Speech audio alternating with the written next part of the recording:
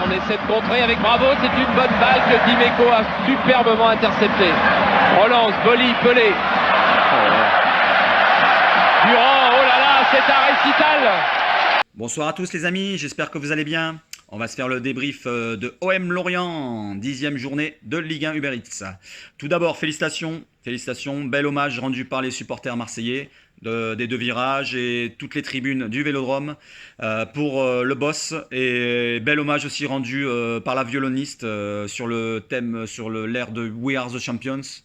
Très joli, hommage très vibrant. Maintenant, on va passer au côté sportif. Alors, on va rester sur joueur par joueur. On va juger joueur par joueur. Donc, on va partir sur le 3-3-3-1 de Sampaoli avec en gardien Pau Lopez. Donc, Pau Lopez, pour moi, qui a fait un très bon match, qui a été super important, surtout en deuxième mi-temps, qui a pas retardé l'échéance, mais qui a retardé l'égalisation plutôt, surtout au 2-1 où on a concédé pas mal d'occasions en deuxième mi-temps sur des contres l'orienté. Pau Lopez, si on devait le noter, ça serait entre 6 et 7.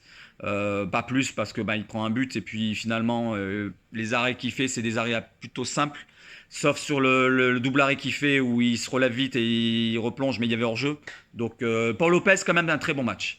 La défense, Luan Pérez qui pour moi est le point sensible de cette défense à 3 à chaque fois, à chaque match.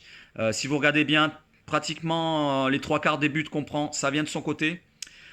Souvent dû à un remplacement trop tardif de sa part ou alors une défense à reculons qui te fait donc le recul frein comme on dit, il défend en reculons, il a du mal sur ça et d'ailleurs ça a causé le penalty. Si on regarde bien sur cette défense là, il a du mal à défendre, il se fait prendre un crochet, il met la jambe alors qu'il n'a pas à faire ça, il a juste à le cadrer.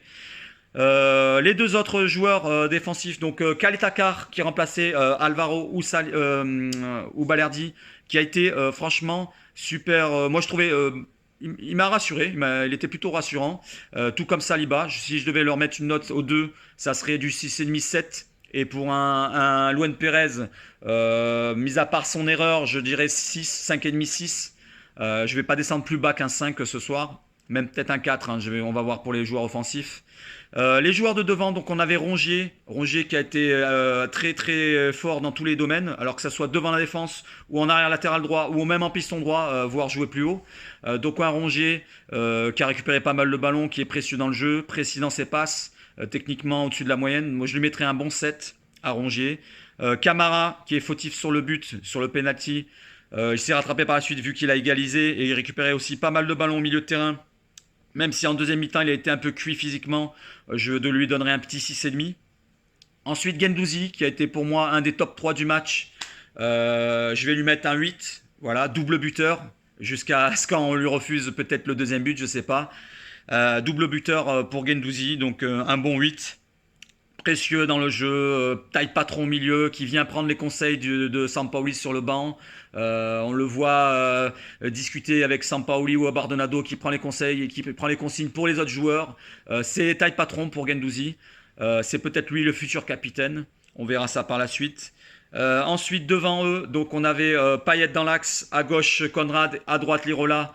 Lirola pour moi qui a été peut-être le joueur le plus faible, j'allais dire, le moins bon de ce match-là, qui a manqué tous ses centres, toutes ses dernières passes décisives.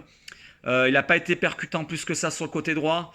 Il n'a pas apporté offensivement, défensivement quelques lacunes aussi. Donc Lirola, si on devait mettre une note, voilà, ça serait peut-être en dessous de 5, ça serait plutôt un 4,5, 4. Lirola qui a eu une seule occasion en deuxième mi-temps où il est rentré dans la surface, il a frappé du gauche. Mais mis à part ça, il a loupé beaucoup de centres. Franchement, Lirola, un peu décevant pour cette reprise. Dans l'axe, Payet, c'est peut-être l'homme du match avec Guendouzi pour moi, 8, 8,5. Triple passeur décisif, me semble, si le but est accordé à Guendouzi, le quatrième, pardon. Donc un Payet avec geste technique, encore des roulettes à tout va, des flip-flaps, comme le dirait Frankie Foot, dédicace à lui aussi.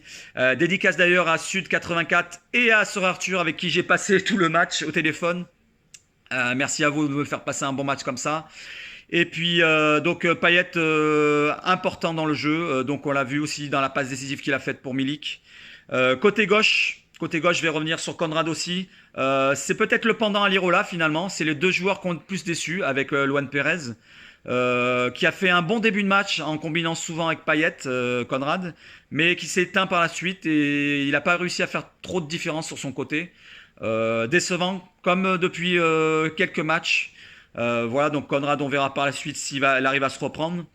Et puis Milik qui a fait pour moi un match correct, même s'il a été absent dans le jeu. Il a essayé d'aller chercher les ballons bas. C'est lui qui est venu toucher le ballon un petit peu pour faire le pivot.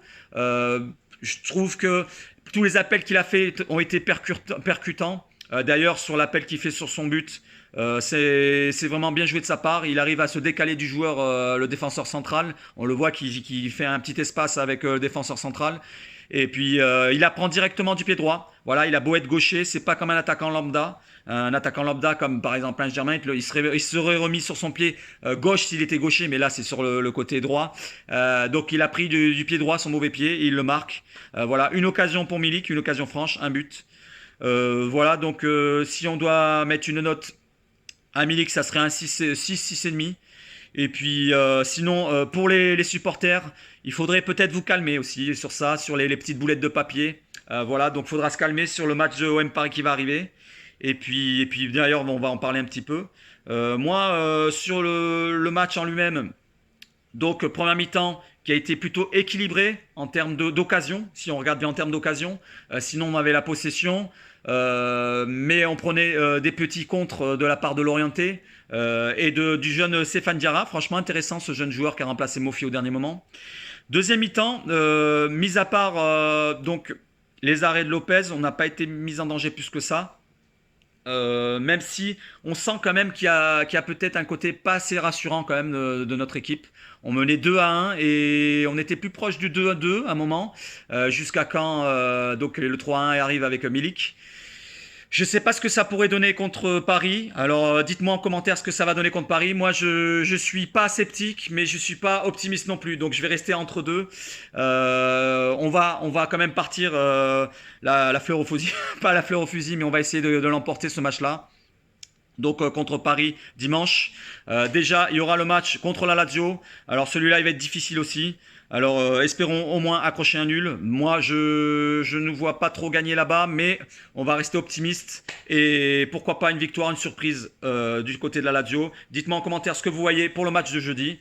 Voilà, je vous souhaite une excellente fin de soirée et on se retrouve ce jeudi-là pour l'OM contre la Lazio.